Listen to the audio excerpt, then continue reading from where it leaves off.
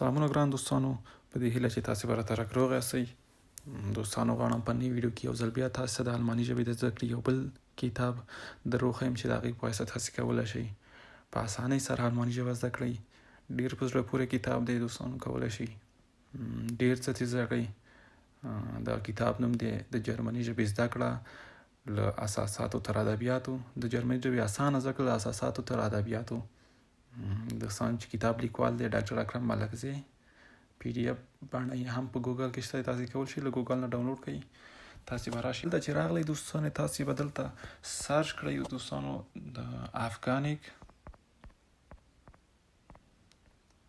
.de/download. دا چې مثال کې دوستانو موږ دلته یو صفحه به اوس را خلاصه شي دوستانو، لږ منتظر پاتې کېږو دی ده. دا صفحه موږ ته خلاصه شوله دوستانو.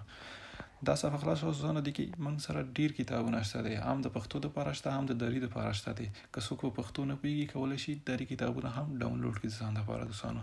خو کوم کتاب چې تاسو ته زه ښایم هغه دا کتاب دی دوج شپریخلایخ ګیماخت. دغه کتاب دی دوستانو، دغه زه اوس هم تاسو ته خلاصوم دوستانو. دا کتاب دی، کولی شي دا کتاب په ډېره اسانۍ سره ډاونلوډ کړئ دغه ځای څخه. د ډاکټر اکرم ملکزي لخوا لیکل شوی ډېر په زړه پورې کتاب دی،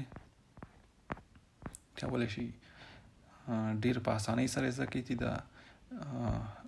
اول سر نه که څوک په حروفو او ABC باندې هم نه پوهېږي نو کولی شي له همدغه ځای څخه زده کړي.